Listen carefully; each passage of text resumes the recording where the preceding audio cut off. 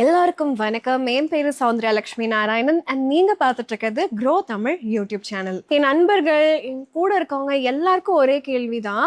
August 3 அப்ப ஏன் இவ்வளோ பெரிய கேண்டில் ஃபார்ம் ஆயிருக்கு நிஃப்டியில 3:30 மணிக்கு அப்புறங்கிறது தாங்க. ஒரு இம்பார்ட்டன்ட் மார்க்கெட் ரூல் வந்து சேஞ்ச் ஆயிருக்கு அண்ட் இந்த நியூ க்ளோசிங் சிஸ்டம் பற்றி அதனுடைய பேரு அதனுடைய என்ன அப்படிங்கறத தான் இன்னைக்கு நம்ம பார்க்க போறோம். அண்ட் இந்த நியூ சிஸ்டத்தோட பேர் வந்து க்ளோசிங் ஆக்ஷன் சிஸ்டம், CASன்னு சொல்வோம்.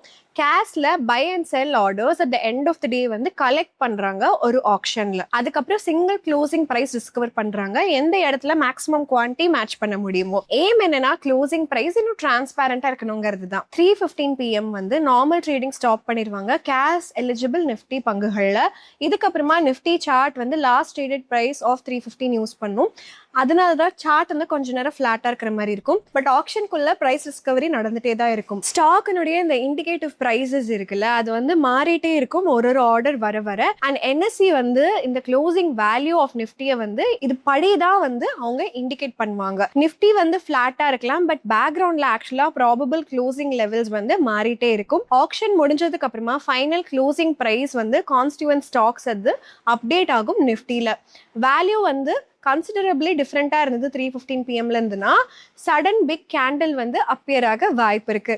ஒரு இம்பார்ட்டன்ட் பாயிண்ட் என்னன்னா, F&O ட்ரேடர்ஸ்க்கு கேஷ் ஸ்டாக்ஸ் வந்து ஆக்ஷன் மோட்க்கு போயிடும். But Nifty futures and options வந்து 3:40 PM வரைக்கும் ட்ரேடிங் வந்து கண்டினியூ ஆகும்.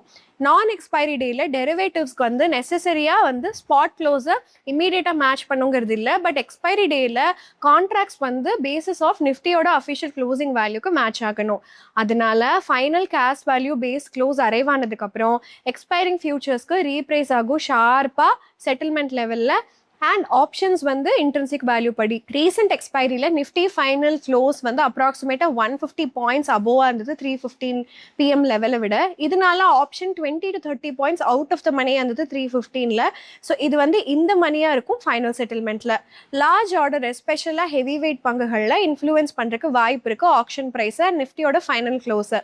பட் க்ளோசிங் ப்ரைஸ் வந்து ஆக்ஷன் ரூல்ஸ் பேஸ் பண்ணி தான் இருக்கும் and maximum matching quantity base பண்ணி தான் இருக்கும். F&O ட்ரேடர்ஸ்க்கு ஒரு சிம்பிள் டேக்அவே பார்த்தோன்னா, எக்ஸ்பைரி டே அன்னைக்கு ஒரு அடிஷ்னல் செட்டில்மெண்ட் ரிஸ்க் இருக்கு பொசிஷன்ஸ் ஆஃப்டர் 3:15 PMக்கு.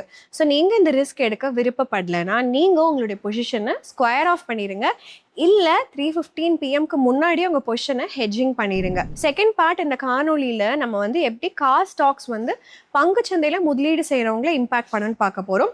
3 விஷயம் கிளியராக இருக்கணும். ஃபர்ஸ்ட்டு காஸ் வந்து F&O எலிஜிபிள் ஷேர்ஸ்க்கு தான் அப்ளிகபிள். ரெண்டாவது விஷயம் நான் F&O ஷேர்ஸ் வந்து நார்மலாக 3:30 PM வரைக்கும் ட்ரேட் ஆகும்.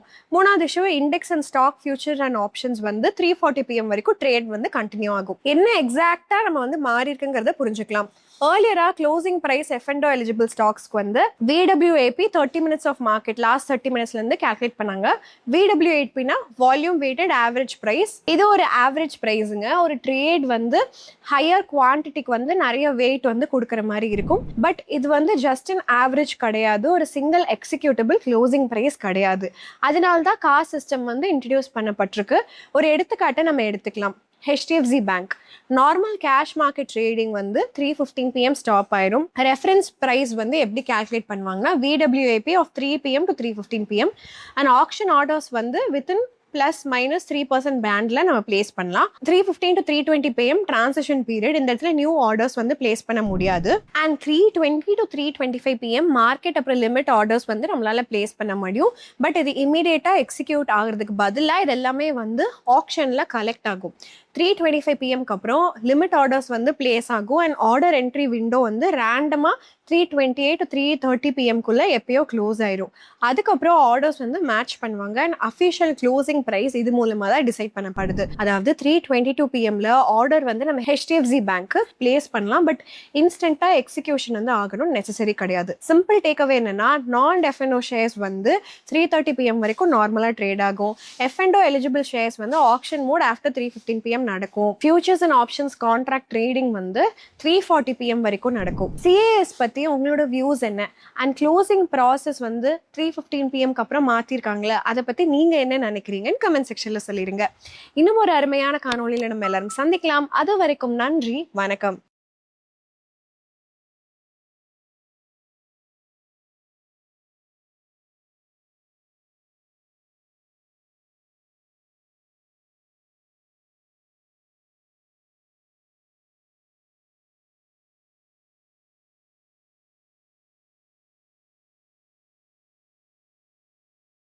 Investment in securities market are subject to market risks. Read all the related documents carefully before investing. Please read the risk disclosure documents carefully before investing in equity shares, derivatives, mutual fund, and or other instruments traded on the stock exchanges.